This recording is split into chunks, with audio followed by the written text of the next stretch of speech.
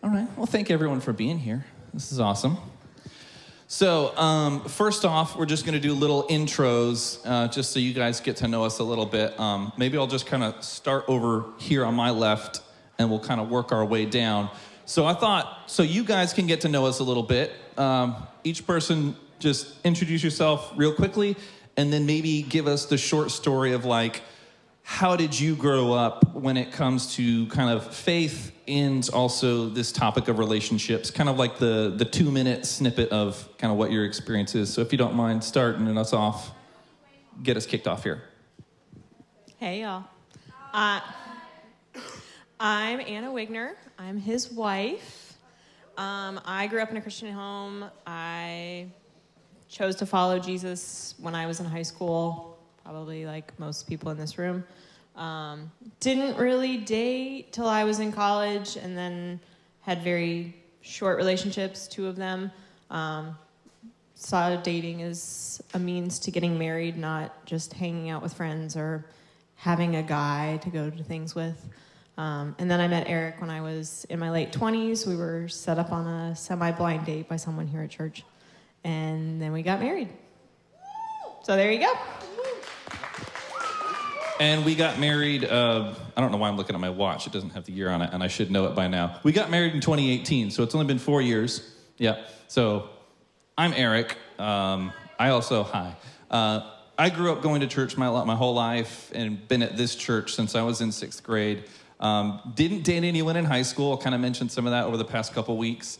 And then finally went to college. I dated once in college. And then I think I was telling somebody else there was a dry spell of my relationships between like the age of 21 and 26, where I just, no relationships, there were just no opportunities. I wanted some, and I had like everyone else I knew was getting married. Literally, there was a year where like 3 of my close friends got married a month apart from each other. And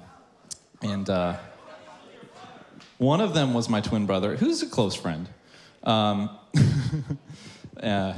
So I was that, like, it could have been a rom-com movie where like I was the guy going to all these weddings and I didn't have a date, and it was sad. But I just kept plugging away and doing life, and eventually, like I said, someone set me up on a blind date with the lady who, she told me, hey, you should go meet this lady I work with. And I'm like, okay, bring her to church. She's like, that's okay, but she's moving in 3 weeks. And I was like, well, that doesn't sound good. But we ended up meeting, emailed, had an email correspondence for several weeks, and then decided to go forward. But yeah, I'll have to tell that full story later. It's fun. We got engaged over Skype, unofficially. And then we booked our honeymoon before I gave her a ring. Very romantic. It was fun. But yeah, that's my short story, because you guys kind of know me a little bit. So now we'll turn it over to the Walls couple here. Yes. Hello, everyone. My name is Malcolm. Hi. So I didn't start to follow Jesus till I was in my late 20s. And when it comes to dating, I was just winging it. So it was through trial and error, more error than trial, I guess. And yeah, so, I mean, that's me. Then God brought this amazing, beautiful woman into my life that's sitting beside me. Totally changed everything. And so here we are, almost 16 years? 16 years later. So yes, I just swept off her feet, and here she is. Like, I'm that guy. So let's get this thing going. Yes, he did, yes. All right, my name is Tiffanie, and I came to know the Lord when I was 6 years old. I grew up in a Christian home. Both my parents knew the Lord and followed Christ. And so we did like devotionals and Bible studies at home. And so the truth of God's word was something that I started to learn early in life. And I really did not date. Dating was something that other people around me did. I grew up in inner city, so a lot of people, it was kind of like, okay, like somebody had a boyfriend this week, and then you had a girlfriend that week, or it was just like, that's what people did. But my parents, they had kind of like guidelines and parameters for us, my sisters and I. So I really didn't date that much. When Malcolm and I met, we met through a mutual friend as well, and it started off as a friendship, and then we determined that we were going to go through the courtship process, so with the intent to marry, and that's kind of how we took our journey. And we got married in 2006, so that's pretty much me.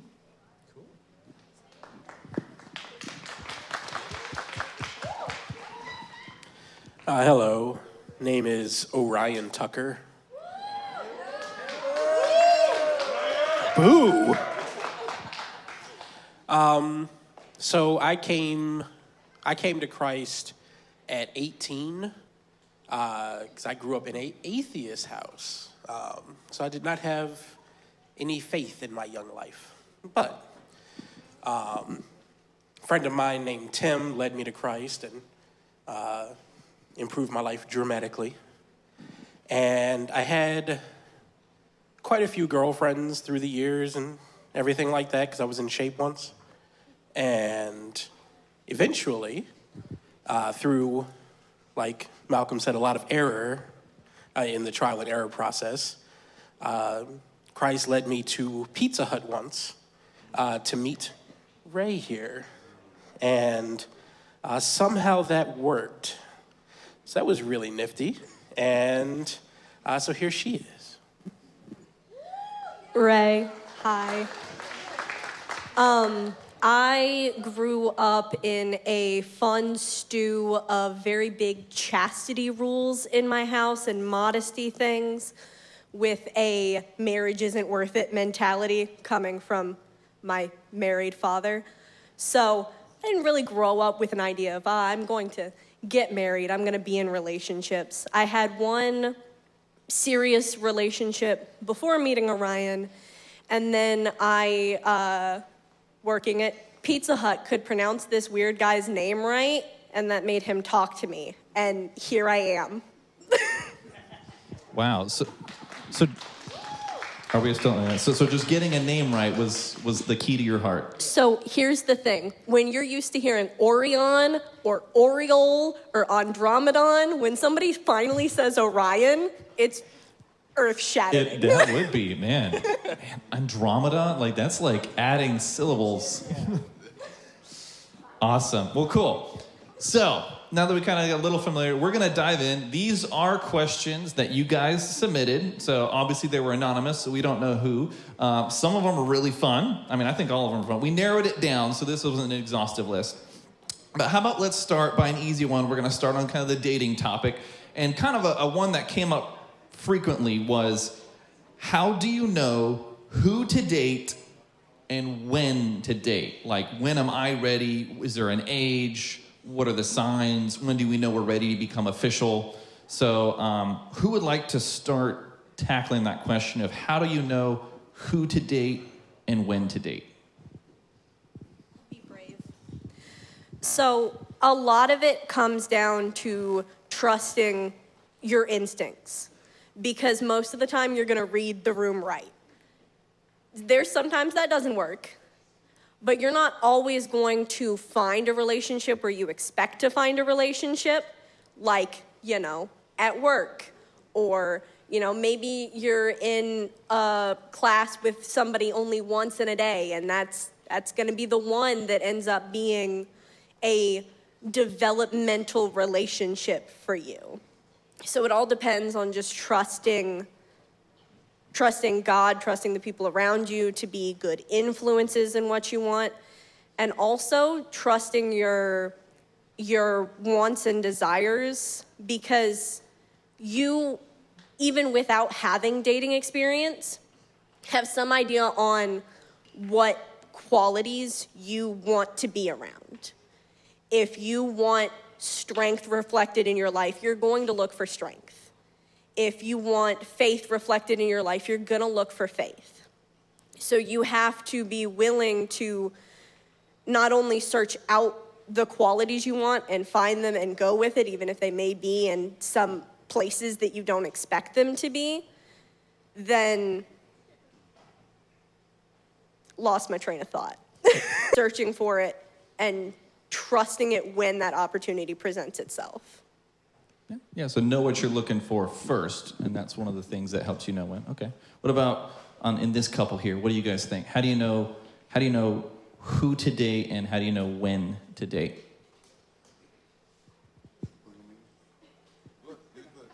Oh, I would say, like making a list. I like that idea of making a list of some of the characteristics that you would like to see in someone that you want to date. And then the people around you, like trusted adults around you. So whether that's the adults in your home that you live with or people here at youth group, at school that know you very well and that can help you add to that list.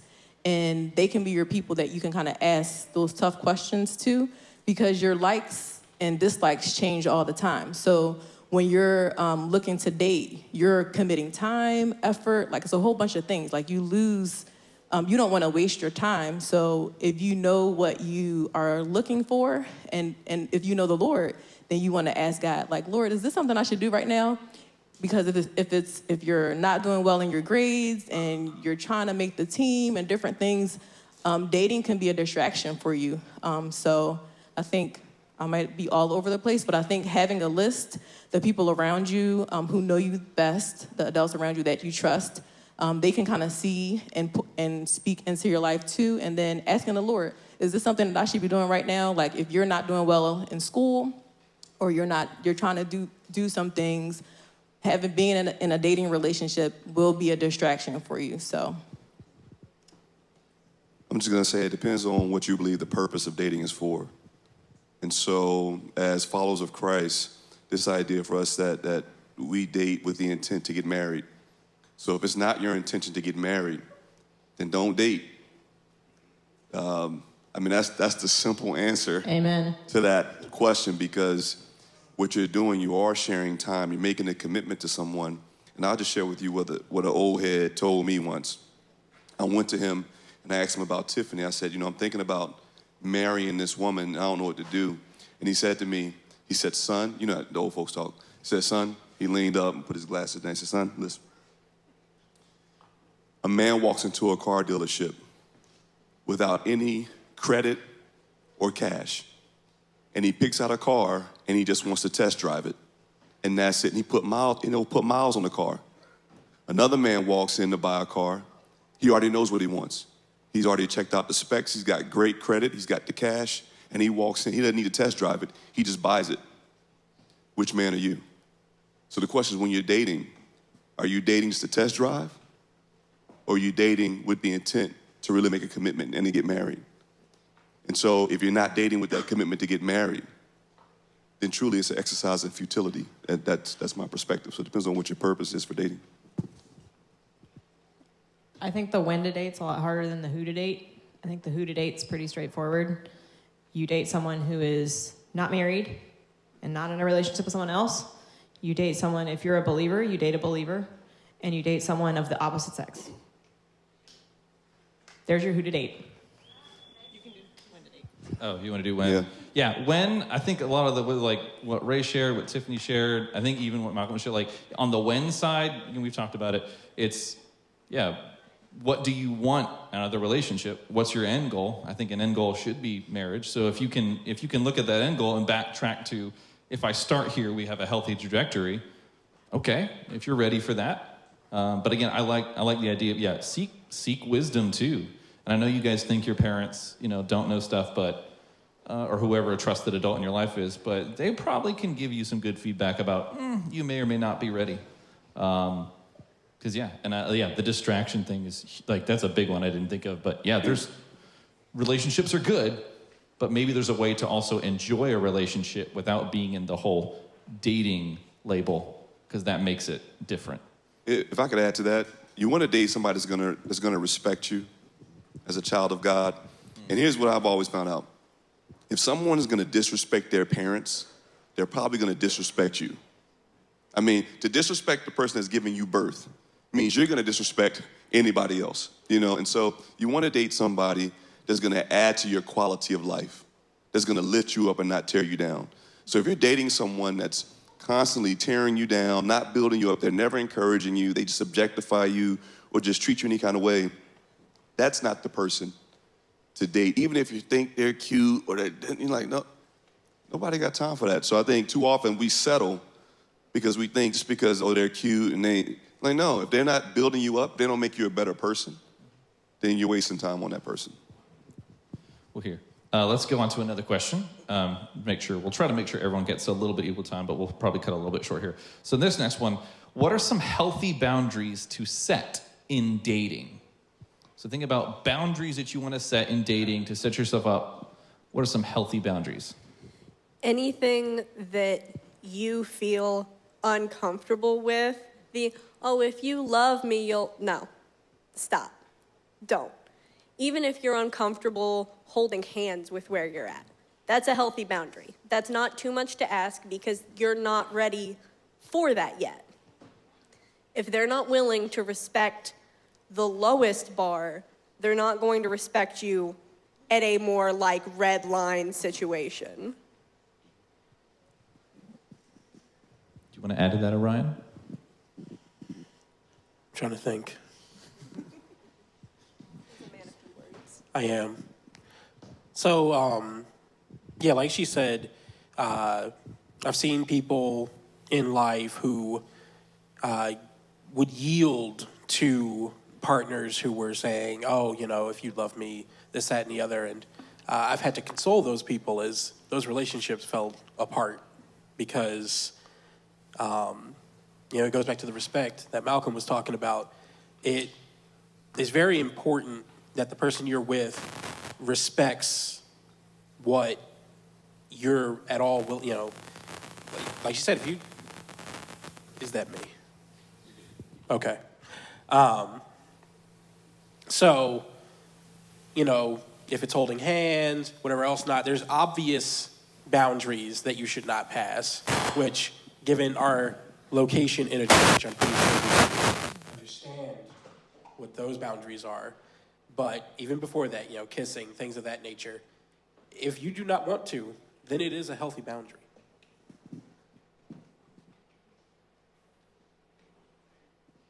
So I'll tell you, I'll speak for both of us because when we were dating, we came up with a list of boundaries. And one of which is that when we would go out, we would bring somebody with us to keep us accountable. And it's funny, even as an adult, you're like, dude, you're not a kid, why would you do that? But we did it. We made sure we weren't out past a certain time. Because, in my trial and error, after 10 o'clock at night, that's when things got real. You know what I mean? So I was like, no, we're not doing that. And one of the biggest ones, and I know we have more boundaries, we didn't even kiss. That was a boundary for us. Because you have to be true to yourself. And you have to know your own limits. You agree with that? Is that okay? There it is. No. Yeah, I would say, the biggest thing I would say, we've been talking about here on Sunday nights is use wisdom, right? So part of wisdom is knowing yourself, knowing your temptations, knowing your history, knowing what you want. And so even though we didn't have a extensive dating relationship between us, like we hadn't had a lot of experience, but we still tried to set some boundaries of really trying not to be anywhere by ourselves. Like I went to help her move and get some stuff out of an apartment, but I tried to make sure, like, are you gonna have anyone else over there? Because like it's just gonna be us in an apartment. That's maybe not too smart. So we tried to limit that. We, also like we made it's not necessarily wrong to kiss. I know people, I think my brother and his wife, they kissed before they were married for their engagement and stuff, but we decided to wait until the kiss on this stage was our first official, kiss on the lips. I think I kissed her on her forehead a couple times, but yeah, know yourself, use wisdom, seek godly advice, even in setting boundaries. But I like the idea of having a codified list too. So let's go, let's just jump to some fun stuff real quick. Here's a good one, jumping up to a little bit of marriage stuff and getting a little nitty-gritty here. Someone asked, is sex only for making babies, or is it okay if it's for pleasure in marriage? Malcolm doesn't want to answer that one? All right, okay, so you want to start us off, Anna? I'm just... or Rae wants to start? I'm just going to simply point out that there is an entire Bible of the book dedicated to sex. I mean, a book of the Bible? So, yeah, like, Yeah. I messed up my words, whatever. We got it. So, like, you're married. God intended sex for marriage. Once you've done that part, you do you, guys. Like, My wife speaks the truth. There is indeed an entire book of the Bible. You know, it is good, and it can be good in many different ways, but you wait until marriage. Yeah, I think that's the key, you know, in marriage, like to honor the Lord in marriage, sex is good, it's wonderful, and it's good for, like the Bible says, to be fruitful and multiply, and it's good to enjoy one another, because once you are married, now you're one, and so you communicate about the things that, you know, your spouse likes, what you like, so that it could be pleasurable for the both of you. So, yes. I know, right? Oh, sorry. No purpling. Okay, so I'm not. Look, man. In a marriage, sex is great. I'm not going. It is great. It is magnificent. I mean, I can think of so many other adjectives that go along with it. And I'll say this: yes, it is for procreation, right? It's also for pleasure. And so it's something that God has given us, and He's created us as sexual beings to do this in a way that honors Him. And so when married people get together and have sex, it is not just sex, it's an act of worship. That's what it is. It's an act of worship. And so to do it outside of that is totally dishonoring of God. But real talk, like, yeah, it's like all that. Like, I endorse sex when you get married. Like, guilt-free, no conviction. Yeah. Yeah. I'm just going to say, sex inside of marriage is awesome. It is. It is for having children. Like, that is how God ordained it, that sex leads to children. I have 2 children in the back right now. Like, it is good. But I also echo what Malcolm and Tiffanie said. It is a form of worship, and it is a way to honor the Lord. So when you have sex outside of a marriage relationship, in any context, whether that's dating, engagement, divorced, adultery, that is taking a form of worship and saying, God, this is not honoring to you. I'm doing what I choose. And it is disgusting outside of marriage. So it is beautiful and it is wonderful. And once you're married, it is extremely beneficial to your marriage. I had someone give me marriage advice before we got married that was basically, once you're married, have sex a lot, forever, because it does join together you and your husband in a way that nothing else does. Therefore, when you have it outside of a marriage context, you are joining yourself to someone who is not your husband or your wife in a way that is only for your husband or your wife. Yeah, not much more needs to be said. I would echo, yes, it is okay for pleasure in marriage. And even in, I think, 1 Corinthians, Paul even commands people, husbands, your body is not your own, it belongs to your wife. Wives, your body is not your own, it belongs to your husband. Give it to each other. Like, that's good. And they say, don't withhold that privilege from your spouse. So in marriage, great. Okay, spicy one. This will be a little bit of a lightning round if we can do this quick. Is it okay to have a threesome? Okay, in all seriousness, guys, like, that's a legit question. People asked it, and you know why I asked it, because you see it, like, you see it on TV, you see it talked about, you've probably heard about it in the schools and people. So who can give me the yes, no? No. No. Beyond the point of, like, we understand sex is between a husband and wife, that just adds layers of messiness. It's not worth the effort. It's not going to be worth the effort. Media has lied to you. Don't. Sex is for husbands and wives, your husband or your wife. That's it. Nobody else. So I'm gonna add this. So when you laugh at the question, that means y'all know what's going on in the world. Here's the thing. For a husband and a wife to engage in a threesome, what it communicates is that you're not good enough. You don't satisfy me enough, so I need to go outside and bring somebody else in. And that's just lust. That means now that one spouse is objectifying the other spouse and could care less about their feelings. Let's bring somebody else in because you're not enough. And so that's the point, I think, where it dishonors God, because you're demeaning someone. And let's say you do it and you're not saved and you're not a believer. Even in that context, what you're still telling that person is, you're not enough. You're not enough for me. And so that person now, they're just using you to fulfill their own sinful pleasures. And so that's why a threesome is no bueno. Yep. Yeah, quick answer. My quick answer would be, no, not okay for a lot of that. Also, kind of one of those things of sex is also, we get in scripture, though the marriage relationship is a picture of our relationship between Christ and the church. And it's this union of two people coming together in this kind of physical relationship that signifies unity and oneness.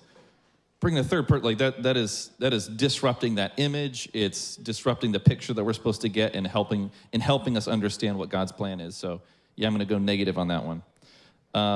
Another real quick one, and then we'll get to one last things and then some final relationship thoughts. One question that was asked was from a female. Why do guys only feel loved by sex? A question that was asked there. Societally, a lot of pressure is put on guys to want that. You get the locker room hype talk. Oh, you gonna do things. And that expectation is set up in dudes' heads that, oh, that is where I'm worthy. That is what I can offer. That is what I need to get to even be a man or whatever. Societal standards are not the standards we need to follow. We're specifically told to stand apart from the worldly views. You always take the mic first, and then steal all the thunder. Yeah. Yeah, growing up, a lot of my family and everything were often, talking about stuff like that. They would pick on me because I hadn't had a girlfriend or whatever at that point. And yeah, you just have a lot of the world trying to beat on you to make you think that is the ultimate end all be all outside of getting married and everything. And so I think it's just one way that we're being kind of manipulated to sin and everything like that. So I think that there are tons of guys who don't feel that way, but even if they aren't, media still betrays them as that way. And so that is what it appears to be. But again, if any young ladies out there are like, oh, my boyfriend said if I loved him, I would do such and such, then no, do not do that. Yeah, I think I agree with the appearance. So it appears that that's how guys, that's what they want only. But because we are human, we want to have conversation. We want to connect with people. We want to have friendships.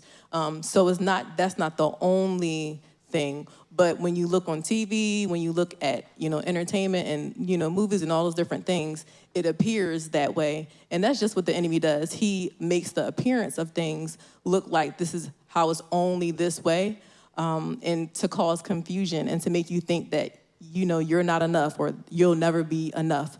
You will only be enough with the Lord, knowing who you are in Christ. And so, no, that's not true for all guys. I don't even think every guy. I think, everybody wants to have a relationship, be in a friendship, communicate different things. I don't think that's a part of it, but that's not the whole thing. I think the thing about sex is that it makes you feel like you're wanted, you're loved, you're appreciated, you're valued. And so if you don't get love and value from a healthy source, you'll go to an unhealthy source to get it. And sometimes it's through sex. We think, oh, well, he loves me because he has sex with me, or she loves me because she has sex with me. That may not be the case.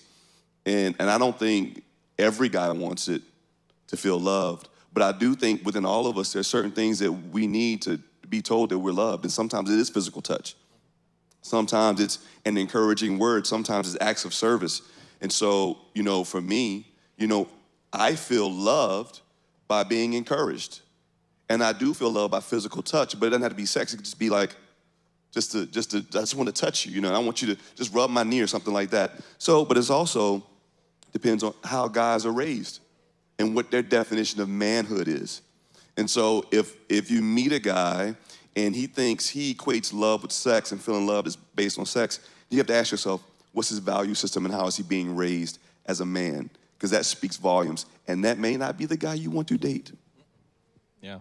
Yeah, they've already said all the good stuff. I don't think, it's not true that guys only feel loved by sex. It's just not.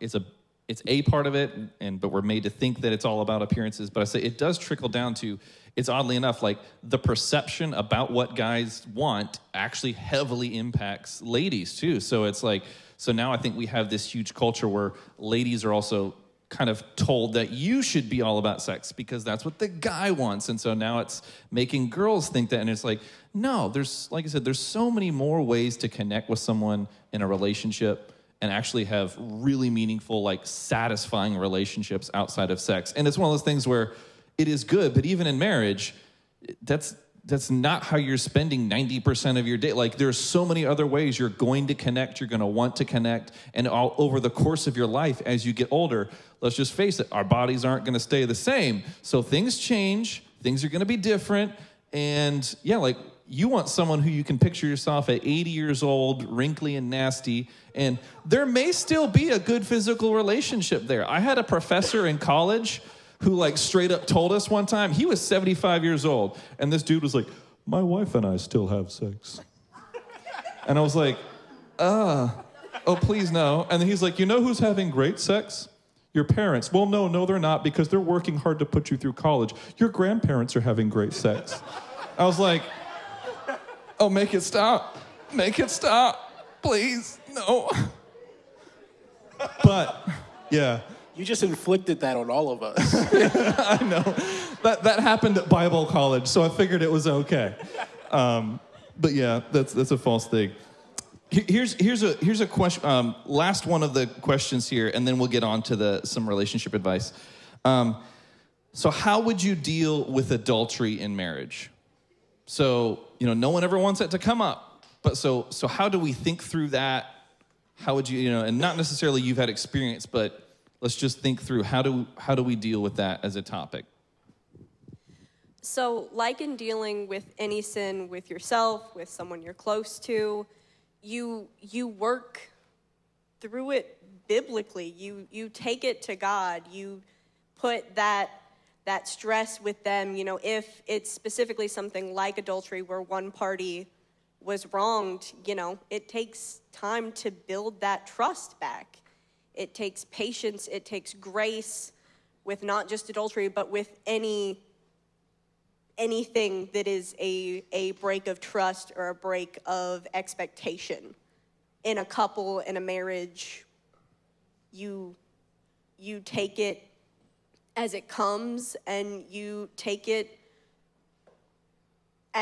as you can, because that's not an easy process to just get over. But in being married, you have taken that vow to be with that person, to work through them at their best and at their worst. I had a thought. I took it, it's fine. We can come back if it comes back to you. What do you guys think? I was going to say, adultery is usually rooted in a deeply rooted, unrepentant or unsurrendered sinful heart. So a lot of times, I believe that because of that, if you're not totally surrendered and repentive to the sin that you're struggling with, it could kind of start in a certain way and lead to adultery. However, like I read in Hosea, so with Hosea and Gomer, and how even in the midst, like Rae was saying, in the midst of our sin, because that's one of the sins, in marriage, but we have such a gracious and compassionate God that even in the midst of that, God can use the brokenness that happens in adultery to rebuild, to transform, to restore. And I think that's what God does. But in the Bible, it does say, I believe Malcolm can help me, that it is grounds for divorce, like when adultery happens in a marriage. However, we know that the grace that is extended to each of us, believe that in marriages, we can also extend that to whichever spouse has either stepped outside of the marriage. But I think the whole repenting part and the surrendering part is key in allowing the marriage to be rebuilt. So it does happen even in Christian marriages, and that's something that's very real. So I believe that was a good question. Yeah, I think often we think when it happens, we're like, man, how could that person do that? Well, we all do stuff. We're all broken. We're all imperfect. And so I think in Galatians 6:1, we're reminded that we ought to restore each other gently and be patient with one another, lest we fall to the same temptation. And so in that, every situation is not the same. And so it really depends on the offender, the one who has committed the act of adultery, their posture after the fact. Do they take ownership of what they've done? Do they show any signs of being, repenting and have a repentive heart? Are they just like, I get it, I messed up, I own it, instead of trying to blame the other person, right? And then at that point, it's up to the person that's been hurt, the offended, to forgive. But forgiveness doesn't mean the relationship is back to where it used to be, right? That trust has to be built up. And it also now means that the offender, the one who's done it, needs to give the person that has been hurt the space to process that, which means they may bring it back up again, right? They may get mad at you. There may be a trigger. And so it's not, that person can't say, why can't you get over it? Don't do that.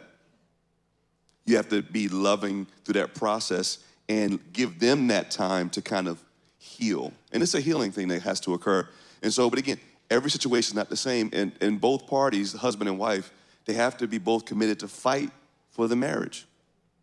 Because if one is willing to fight and the other one's not willing to fight, then that's when it's not going to work out. And so I think in that kind of issue of adultery, if both people are willing to fight because we both made mistakes, then you fight it out. But the truth is adultery, we commit spiritual adultery all the time with God, and yet he forgives us.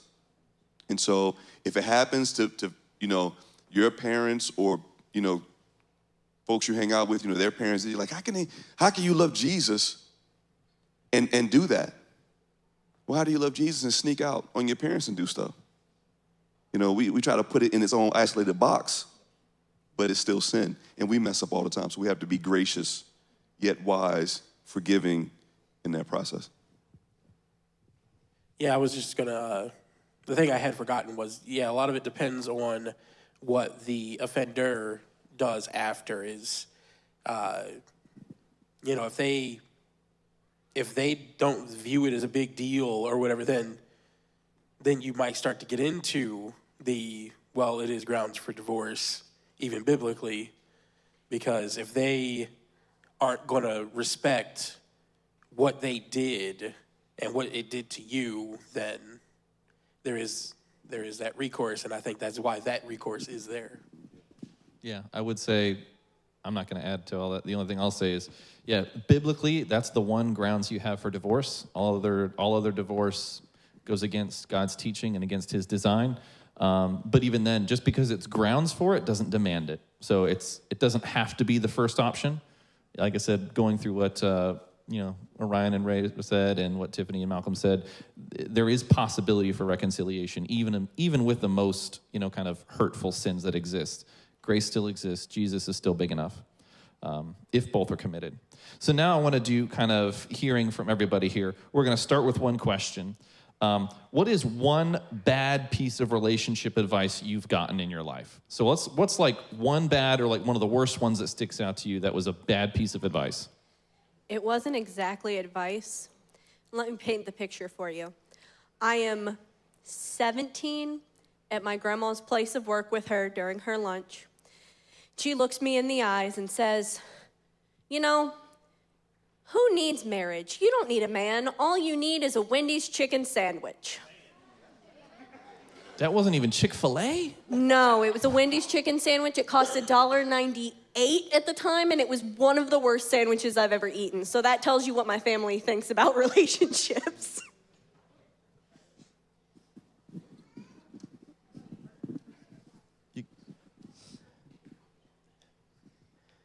So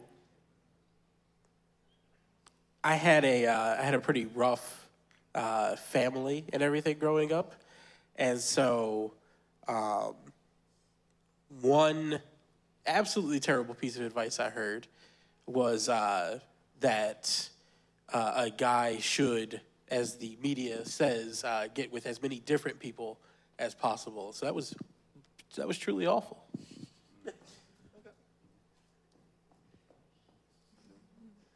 You don't have to. Well, because you didn't date, and then you met me, and it's like done. You know what I mean? Like put a ring on it, and it's a wrap. I'm that guy. So I think humble too, and very humble about it. I think for me, the worst advice I got was don't get anybody pregnant. You think about that's what I grew up in. Because remember, I didn't really go to church like that, and it was don't bring a girl home, don't get her pregnant. And I was like, okay, we could do this thing. I can follow those rules. And so, yeah. I don't think I got a lot of advice. One of my advice, which was silly advice, was to let my beard keep growing and not worry about how I looked, because that would be a good filter for girls. So if she liked me even with a scraggly beard, then she was a keeper. That was probably my bad advice. And there it is. That's what did it.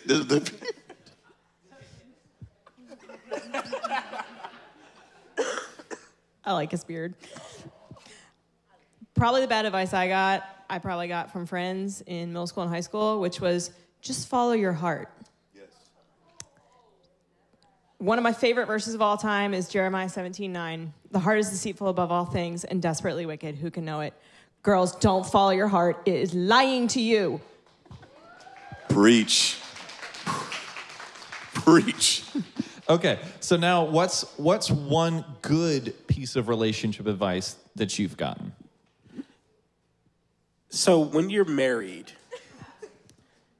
have 2 blankets on the bed, because one of you, at least one of you, is going to keep taking the blanket from the other person. But if you each have one, then your marriage will thrive, as that contentious argument is gone. Facts. So I'm just going to real quick echo that yes, by far I will take any platform I can to discuss the 2 blanket method. One thing that I will put out there that was not advice I have gotten, but I have got through my own trial and error, is it is never too early to talk about the things that matter to you. Because especially at your guys' age, what you want can change constantly. I from like 16 to 18 thought that kids were sticky and gross and there was absolutely no way you would catch me having one. And then in talking more with the people I was dating, that changed. Sometimes you don't know your thoughts have changed until you voice them. And if you voice the things that are important to you to someone that you think you might marry, and they are just so strongly against it, the worst that happens is you aren't together anymore. And you just saved yourself the time and the strife of getting farther into that relationship without that communication. It could be things as little as I like the room at exactly 68 degrees. That's things you need to voice. Put it out there. It does no harm, only good. I think I had 2 things. So watch how your boyfriend or guy that you're dating how he treats his family, his mom, like the people that are closest to him, how he talks to them, how he interacts with them. And then in marriage, some advice that I got was be a student of your husband. So like learn what he likes, what he dislikes, like study him, know him well, because, you know, as you move on, things change. Some things he might have liked in the beginning of the marriage, and maybe he doesn't like that anymore. So I think those were two things that I learned, that I've gotten advice. Yeah, I would say, you know, before dating, it was when you date, go into a group setting, when that person can be around their friends, because it's almost watching an animal in their natural habitat, right? And you kind of get to see how they really are, because the defensive walls come down, and you kind of, that's how you act. And then I think, you know, being married, it was like, dude, you're in this for the long haul. You're committed. Love your wife as Christ loved the church. If you're not prepared to do that, then don't get the same old head. If you're not prepared to do that, then don't do it. Don't get married. And I think that goes back full circle to when do you know to date? Like when you're ready to fully commit yourself, to die to self for the sake of somebody else. And I think just being committed and just recognizing that here's somebody that loves me, even when I don't really love me. And I'm shocked. Some days I'm shocked that Tiff is still with me because I'd have left me a long time ago. But yet we both have that commitment. I think that was instilled in us early on, was you're in it forever. There isn't a deal breaker. There isn't like a backdoor exit to this thing. Like you're in it, and it's going to honor God. And I would say that was the best advice we got from being married. I will say one of the things that stuck in my head from Chris Ledley for many years, thinking about relationships and heading towards marriage isn't about happiness, it's about holiness. So you don't get married to make yourself happy. You get married because, you know, that's what God wants for your life, and that's the tool that he's going to use to make you look more like Christ. So it's not always going to be happy. And then I just echo Ray's statement, talk about everything. I joked, we emailed, but like we started emailing each other, and like we asked each other, like, what's your stance on this? I asked her, like, so what do you think about politics? What do you think about guns? What do you think about alcohol? And she was like, what do you think about missions? What do you think about discipleship? And I was like, what kind of church would you go to? Like, we emailed about everything.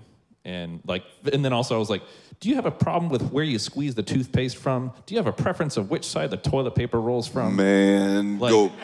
We started going there. Like that was like 1 month into dating. We were like, yeah, where does the bread go? Do you put it in the fridge or in the pantry? Because I am just simply going to state that there is a correct answer to each and every one of those.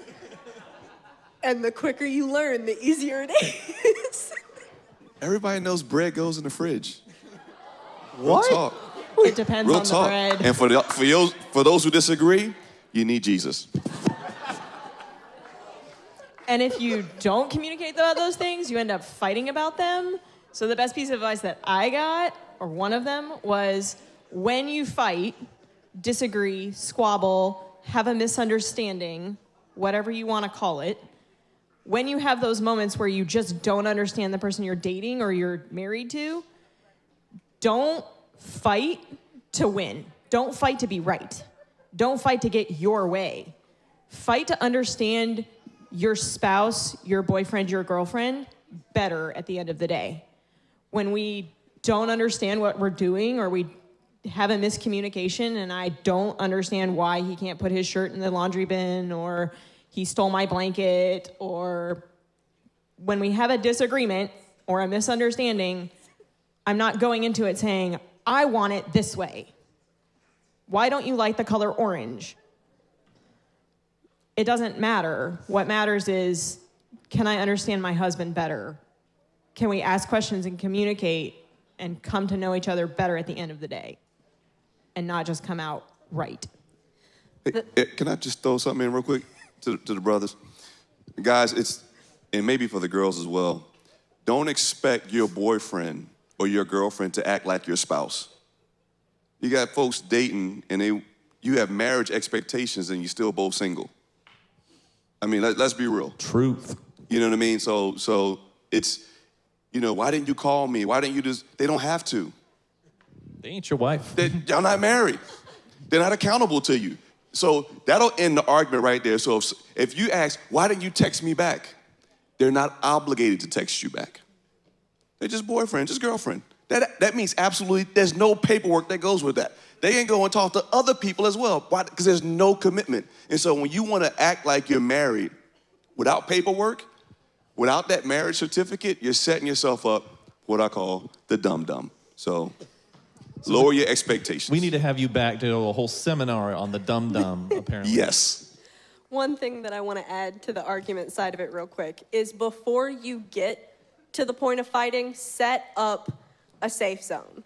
Because sometimes it's going to do more harm than good to have the argument in that moment. Hey, I can't do this right now. We will address this before the night is over. Cool. You know in advance, you have talked to each other. You have set up that expectation of, okay, I know this will be handled. I know I can air these concerns then. And if you know before going into the fight, then there is a mutual understanding when it inevitably happens. Cool. Well, I don't want to take too much longer. I know this is going to a little bit, I did want to do this one last thing. So if you could boil real quick, into a sentence, 2 max. If you could go back in time and tell something to your middle school or high school self on this topic, what would you say? So step in the Wayback Machine and give yourself a message. You've only got a few minutes because the technology can't keep you there for long. Yeah. What do you say? I would tell myself, wait. Wait. No trial and error. Just wait. Focus on becoming Christ-like. God will provide the woman for you. It took me 26 years to learn that, and I wasted 26 years of just trial and error, and I wish I would have waited.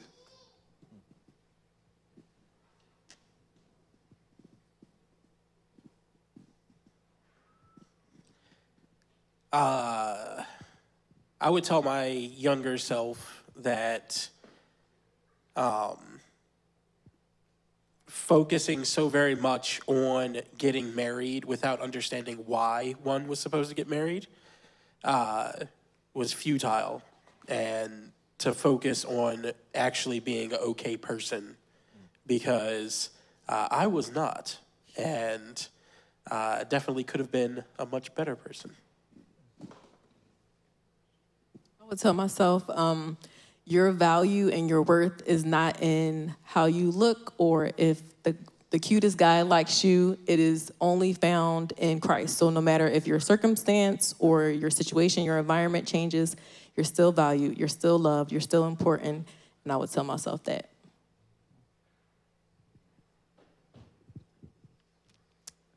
I think I would tell myself, spend time with trusted, godly, married couples. That is the best way to learn how to have a relationship. Spend time with people that love Jesus, that will pour into you. That can be your small group leader, married or single. That can be college kids. That can be your parents. It can be friends of your parents. Spend time with people that are in relationship with each other and love Jesus. And learn from them. Learn from their mistakes. Learn from the things that they're doing well. It doesn't matter if you're 11 and you're 15 years from getting married. It doesn't matter if you're 18 and you're about to go to college and maybe meet your spouse. It doesn't matter if you're dating now or not dating now. Spend time with older couples who love Jesus, and you will become a better boyfriend, girlfriend. You'll become a better spouse later in life from the discipleship that you get from being around them.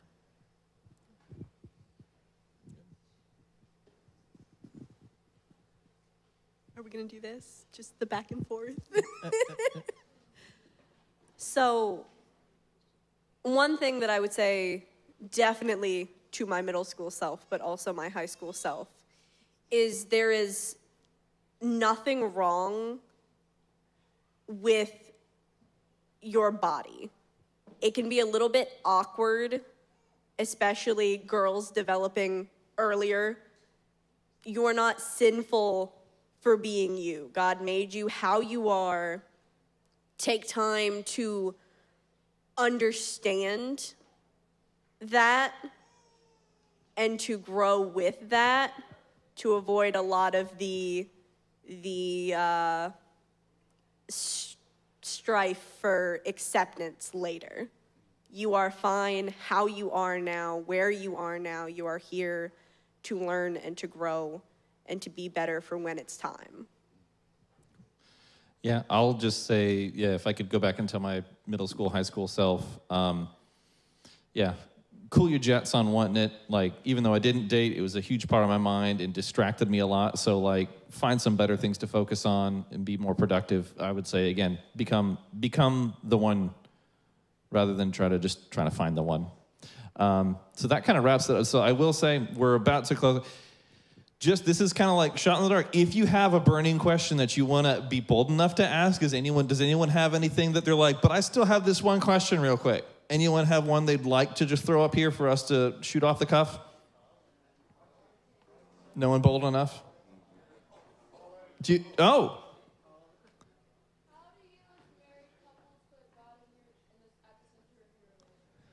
Man, you gotta ask like the hard one, like right when we're like, well, we're about to wrap up. So she asked, how do we as married couples put God in the center of our relationship?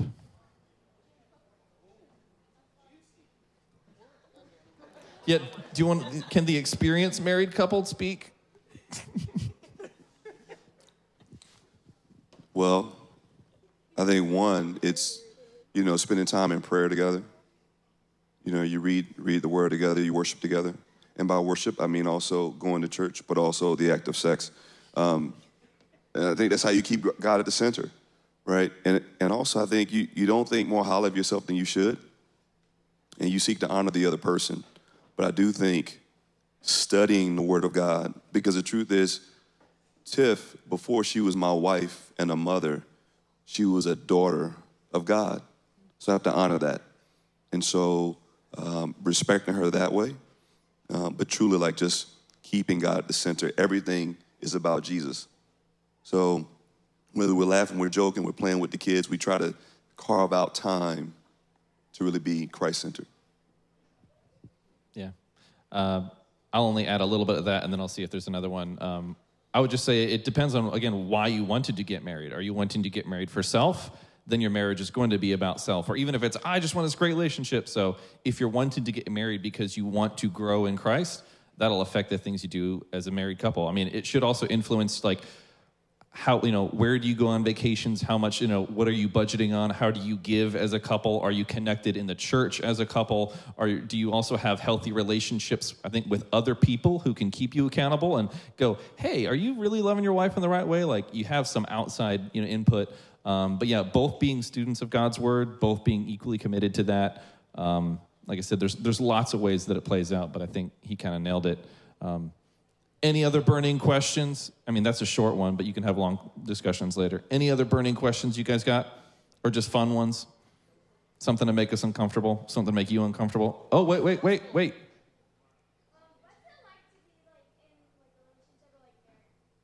Say that again. What is it like to be married? Be ready to share your space. All of it. You have to try real hard to carve out private time. So when you choose to marry someone, choose it based off who you're willing to see, always.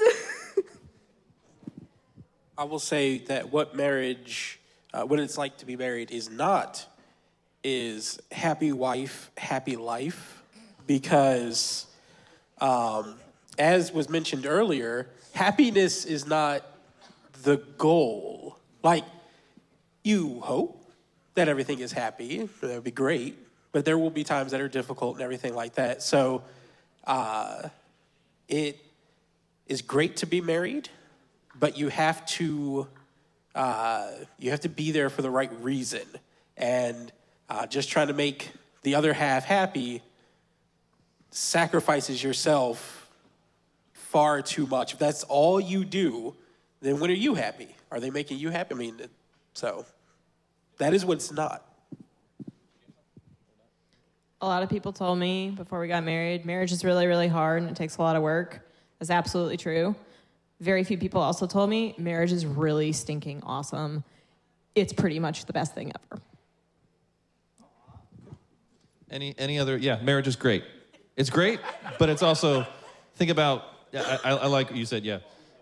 Be real, this is someone you're gonna be around the rest of your life. You do need time away from each other sometimes, but be prepared to be around this person. You can't, you know what, I'm just not feeling it for the next, like, no, you're in. So, did I see another question real quick? Anyone have something? I like it, these are cool, but I also don't want to keep you if you guys are done. Caleb, did you have something? You sure? Come on. No, I'm just kidding. I'm just putting you on the spot. All right, going once, going twice. No, uh-oh. Is it okay to kiss before marriage? This goes back to trusting your instincts, knowing yourself. If you don't think that you can do what you need to do in staying, like, waiting for marriage, if you kiss before marriage, then don't. If you can draw that line there, then cool. Talk to people you trust. This goes back to having constant conversations with yourself even, and knowing yourself, not putting yourself in a situation that you're doomed to fail in. Yeah, I would say, just to keep it short here too, kissing is not a sin. And even romantic kissing is not a sin. So, but like what Rae said, what we've said before, Chris has said, is wherever you draw that boundary line, that determines where your temptation is. So know yourself, know what you can handle. If you're like, no, I can do it in a healthy way that's not going to lead me further, fine. But if you know that where you start with kissing, you ain't going to be able to stop, like, okay, then maybe you need to draw that line hand holding. You know, maybe you need to draw that line somewhere else. So, yeah, I think that's a good one. Any others?